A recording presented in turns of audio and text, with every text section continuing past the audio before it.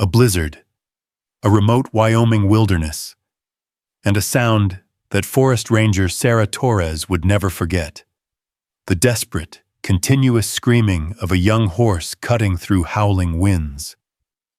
Sarah had heard distressed animals before, but this was different. This was pure terror. When she finally fought through the whiteout conditions and found the source of those screams, what Sarah discovered made her hands shake so violently she could barely hold her radio. Because the foal wasn't just scared, it was standing guard. And what it was protecting in that deadly storm would challenge everything Sarah thought she knew about animal intelligence, sacrifice, and the unbreakable bonds of family. Subscribe now for incredible true animal stories that will leave you breathless. Sarah Torres had been a wilderness ranger in the Bridger-Teton National Forest for 8 years, and she'd learned to respect Wyoming winter storms. They could kill you in minutes if you were unprepared or foolish. Which is why, when the blizzard warning came through at 2 p.m. on February 12th, Sarah had immediately headed back to the ranger station from her patrol route. But at 3:47 p.m., just as she was securing her vehicle in the station garage, her radio crackled with an emergency call from a pair of backcountry skiers. They'd gotten disoriented in the rapidly deteriorating conditions and were now lost somewhere in the Red Creek drainage, approximately 6 miles from the nearest road. Sarah grabbed her emergency rescue pack, coordinated with dispatch, and headed out in the station's 4-wheel drive truck equipped with chains and emergency gear. The wind was already gusting to 40 miles per hour, and the temperature had dropped to 8 degrees Fahrenheit. With wind chill, it felt like -15. Visibility was maybe 50 feet and getting worse by the minute. She managed to reach the trailhead parking area where the skiers had left their vehicle. Their tracks were already completely buried under fresh snow. Sarah suited up in her full winter rescue gear: insulated suit, face mask, goggles, GPS tracker, satellite phone, emergency beacon. She carried rope, additional warm clothing, a portable shelter, and enough supplies to keep 3 people alive for 24 hours if necessary. Finding the skiers took 90 minutes of careful navigation using their last known GPS coordinates. They were hypothermic but alive, huddled in a makeshift snow cave they'd dug. Sarah got them stabilized, called for snowmobile backup, and began the slow process of getting them to safety. By the time the skiers were secured in the backup ranger's snowmobile heading down to the trailhead, it was nearly 6 p.m. Full dark in a blizzard. Visibility was down to maybe 20 feet. The wind had increased to 50-mile-per-hour gusts, and the temperature was still dropping. Sarah was preparing to follow the backup ranger down when she heard it. Faint at first, almost lost in the howling wind, but unmistakable once she focused on it. A horse screaming. Not a whinny. Not a distress call. A scream. The sound horses make when they're in mortal terror or extreme pain. Sarah grabbed her radio. "This is Torres. I'm hearing a distressed animal approximately northeast of my current position. Sounds equine. I'm going to investigate before heading down." "Torres, visibility is near zero and conditions are deteriorating. We need you back at the station." "Copy that. But this animal sounds like it's in severe distress. I'm going to do a quick check. 10 minutes max." Sarah knew she was pushing protocol, but she also knew that whatever was making that sound was in desperate trouble. She turned on her powerful searchlight and began moving toward the screams, using her compass and GPS to track her direction. The screams continued, growing louder as she approached. Definitely a horse. Young, based on the pitch, and terrified. Sarah had worked with horses her whole life, had grown up on a ranch, and she'd never heard anything quite like this. There was something primal, something absolutely desperate about these cries. After pushing through the storm for maybe 200 yards, which felt like 2 miles in these conditions, Sarah's searchlight finally illuminated the source of the screams. And what she saw made her stop dead, her breath catching in her throat even through the face mask. It was a foal, a wild Mustang foal, probably around 8 months old, with a dark roan coat barely visible under the accumulating snow. The young horse was standing in the middle of a small clearing, planted firmly, screaming into the storm with a desperation that was heartbreaking to witness. But it was what the foal was standing over that made Sarah's blood run cold. Sarah carefully approached, fighting against wind gusts that threatened to knock her off her feet. As she got closer, her searchlight revealed the full, horrifying scene. The foal was standing guard over a hole in the snow. Not a natural depression. This was clearly an avalanche debris field. And partially buried in the compacted snow was another horse, an adult mare, almost completely entombed in snow and ice. The mare was the foal's mother. That much was obvious from how the young horse was positioned. Protective, refusing to leave, screaming for help that shouldn't come but somehow had. The mare's head and part of her neck were visible, but the rest of her body was trapped under what must have been tons of avalanche snow. Sarah's mind raced through the terrible calculation. A small avalanche, probably triggered by the storm's wind loading snow onto an unstable slope, had caught this wild mare. She'd been partially buried, unable to escape. Her foal had stayed with her, and based on the amount of snow accumulation on the foal's back, they'd been here for hours. The mare was alive. Sarah could see her breath, could see her eyes, glazed with hypothermia and exhaustion, but still aware. The horse was dying, slowly freezing to death, trapped and helpless. And her baby had refused to leave, standing guard through a blizzard, screaming for help even though wild horses had no reason to expect humans would respond. Sarah's hands were shaking as she pulled out her satellite phone. Not from cold, though it was brutally cold, but from the emotional weight of what she was witnessing. This foal had been standing here for hours in deadly conditions, refusing to abandon its mother, calling for help that had no logical reason to arrive. "This is Torres. I need emergency large animal rescue at my GPS coordinates. I have a wild mare trapped in avalanche debris, partially buried. Foal on scene in distress. I'm going to attempt preliminary assessment, but I need specialized equipment and probably a helicopter if weather permits." Torres, weather is not permitting anything. Ground visibility is 10 feet. Wind gusts are hitting 60. You need to get out of there. I can't leave them. The foal won't survive much longer in these conditions, and the mare is dying. I need options. There was a long pause on the other end. We'll mobilize what we can. But Torres, realistically, we can't get heavy equipment up there until the storm passes. And that's not forecasted until tomorrow morning. Tomorrow morning. The mare wouldn't survive until tomorrow morning. The foal might not either. Sarah looked at the young horse, still standing guard, still screaming into the wind, and made a decision that would either save lives or end her career. "Copy. I'm going to do what I can with what I have." Sarah approached the foal slowly, speaking in low tones that were almost completely lost in the wind. The young horse was exhausted, hypothermic, covered in snow and ice. It should have fled from human approach. Instead, it stood its ground, screaming at Sarah, not in aggression, but in desperate communication. "Help her, save my mother. Please." Sarah had emergency rescue equipment, a portable shovel, rope, hand warmers, emergency blankets. What she didn't have was any realistic way to excavate tons of compacted avalanche snow in hurricane-force winds and sub-zero temperatures. But she had to try.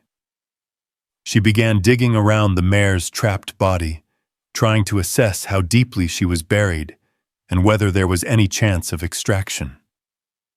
The foal watched every movement, occasionally touching Sarah's shoulder with its muzzle, a gesture of trust from a wild animal that brought tears to Sarah's eyes. After 15 minutes of exhausting work, Sarah had a clearer picture. The mare was buried from mid-chest down, her front legs completely trapped. The avalanche debris was compacted like concrete. Even with power equipment, extraction would take hours. With a shovel and her bare hands, it was impossible. Sarah sat back, her hands shaking from exertion and cold. She looked at the mare, whose eyes met hers with an expression that was heartbreakingly aware. The horse knew she was dying. She knew Sarah was trying to help, and she seemed almost at peace, as if human presence, however futile, was enough. But the foal was another matter. The young horse was in immediate danger. Hypothermia was setting in. Without intervention, it would die within hours, maybe less. Sarah could save the foal. She had emergency warming blankets, hand warmers, and she could potentially shield it long enough to get it to the ranger station when backup arrived. But the foal wouldn't leave its mother. Every time Sarah tried to lead it away, even just a few feet, it would pull back, returning to its position, standing guard. The young horse had chosen. It would rather die beside its mother than live by abandoning her. Sarah's radio crackled. "Torres, we have a window. Winds are dropping slightly. We can get a snowmobile to your position in approximately 30 minutes if you mark your location with flares." 30 minutes. Sarah looked at the foal, then at the mare. She made the hardest decision of her life. "Copy. But when you get here, bring the large animal veterinarian, and bring what they need for field euthanasia." Silence on the radio. Then, "Copy that, Torres." Sarah couldn't save the mare. The avalanche had won. But she could end the horse's suffering with dignity. And maybe, just maybe, once the mare was at peace, the foal would let Sarah save its life. Sarah pulled out her emergency space blanket and draped it over the foal's shaking body. She activated hand warmers and tucked them against the young horse's cold skin. Then she did something that went against every professional protocol. She sat down in the snow beside the dying mare and the desperate foal, and she kept vigil with them. "I'm here," Sarah said softly to both horses. "You're not alone. Help is coming." For 27 minutes, Sarah Torres sat in a Wyoming blizzard beside a dying wild mare and her foal, maintaining a vigil that would define the rest of her career. She kept the foal wrapped in the emergency blanket. She talked to both horses in soothing tones that the wind mostly stole, and she waited. The mare's breathing was growing more labored. Hypothermia was shutting down her body systems. But there was something in her eyes when she looked at her foal. A fierce maternal determination to stay conscious, to stay aware, to be present for her baby as long as possible. The foal had stopped screaming. Instead, it stood pressed against Sarah's side, occasionally nuzzling its mother's face, making soft sounds of distress and comfort. The young horse seemed to understand that the human was trying to help, that this stranger in the storm was an ally rather than a threat. Sarah found herself talking to them, her words probably meaningless to the horses, but necessary for herself. "I have a daughter," she said quietly. "She's 15, and if I was trapped and dying, I'd want someone to stay with her just like I'm staying with you. Your baby is going to be okay. I promise you that. We're going to make sure she survives. You saved her life by keeping her here where we could find you. You're a good mother. The best mother." The mare's ear flicked toward Sarah's voice. Could horses understand tone if not words? Sarah believed they could, and she wanted this dying animal to know that her sacrifice, standing in that avalanche, calling her foal to her, keeping the baby close enough to find, had not been in vain. Searchlights appeared in the distance, growing brighter. The rescue team had arrived. 2 rangers on snowmobiles, and Dr. Michelle Park, the wildlife veterinarian, on a third. They parked at a safe distance and approached on foot. Dr. Park assessed the situation quickly. She'd worked with Sarah before and trusted her judgment. There's no way to extract her in these conditions. No, I've tried. She's trapped under tons of compacted snow. Even if we had a helicopter and equipment, by the time we got her out, she'd be dead. She's too far into hypothermia. Dr. Park nodded, her face grim. She examined the mare from what angles she could access. She's suffering. It's time. I know. The hardest part was moving the foal away. Sarah had to physically pull the young horse back, hold it in place while Dr. Park prepared the injection. The foal struggled, screamed, fought to return to its mother. Sarah wrapped her arms around the young horse and held tight, tears freezing on her cheeks. It's okay, baby. It's okay. We're helping her. We're ending her pain. She's going to be at peace. Dr. Park administered the injection. Within seconds, the mare's labored breathing eased. Her eyes, which had been glazed with pain, softened. She looked one last time at her foal and then peacefully closed them. The veterinarian checked for vital signs and nodded. She's gone. No more suffering. The foal made a sound that will haunt Sarah forever, a cry of grief and loss that transcended species. The young horse knew. Animals know.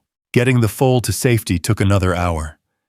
The young horse was exhausted, hypothermic, and in shock from trauma and grief. Sarah and Dr. Park worked together, wrapping the foal in warming blankets, using the portable shelter to block wind, gradually bringing its body temperature back to safe levels. The blizzard was finally beginning to ease.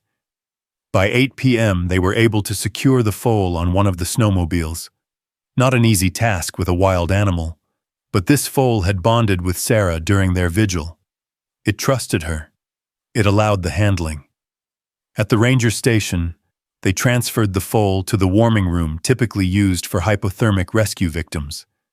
Dr. Park set up IV fluids, administered antibiotics to prevent pneumonia, and monitored vital signs. The foal's prognosis was guarded but hopeful. Sarah sat with the young horse through the night, unable to leave, unwilling to break the bond they'd formed. Around 3 a.m., the foal finally slept. Not the fitful, alert sleep of a wild animal in danger, but deep, genuine rest.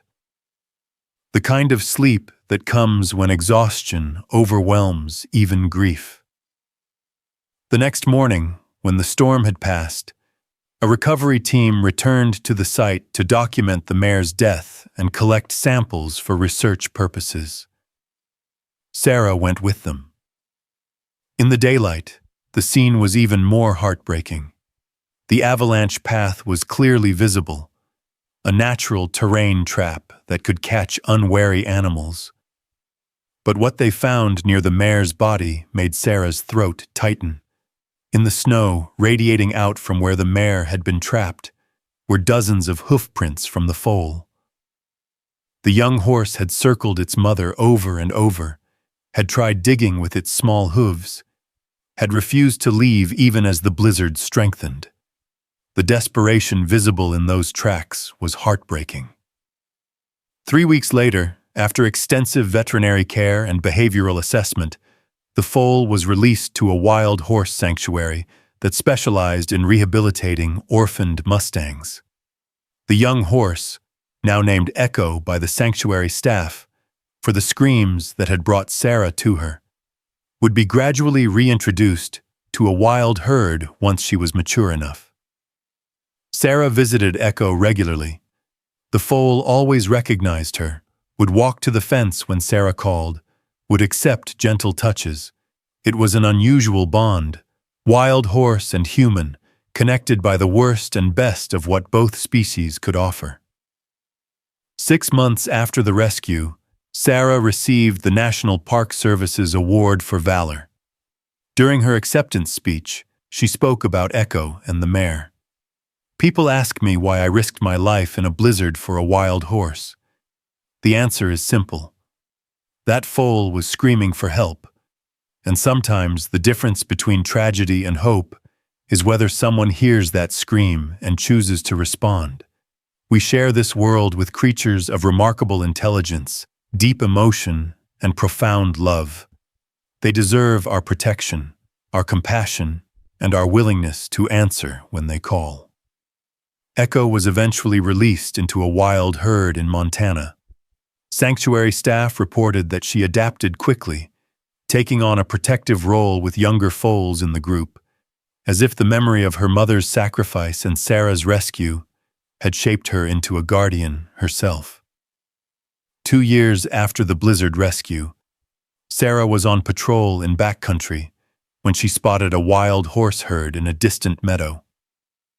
Through her binoculars, she saw a young mare, dark roan coat, distinctive markings. Echo. Healthy, strong, free. The mare looked toward where Sarah stood, too far away for Echo to possibly see her clearly. But the horse paused, lifted her head, and made a sound. Not a scream this time, but a call. Recognition. Greeting. Thank you. Sarah raised her hand in response, tears in her eyes. You're welcome, Echo. Live well. Be free. The mare turned and galloped after her herd, wild and beautiful and alive, a living testament to love, sacrifice, and the power of refusing to give up even when all hope seems lost. Echo continues to thrive in the wild and has since had 2 foals of her own. Sarah Torres still serves as a wilderness ranger and has become an advocate for wild horse protection. The mare's story led to improved avalanche awareness protocols for wildlife in the region. If this powerful story of maternal sacrifice, animal intelligence, and human compassion moved you, subscribe for more incredible true animal rescue stories. Hit like, share this video, and tell us in the comments. Have you ever witnessed the profound bond between a mother and baby in the animal world? Thanks for watching. And remember, sometimes the greatest act of love is standing guard in a storm, and sometimes the greatest act of courage is answering a desperate cry for help.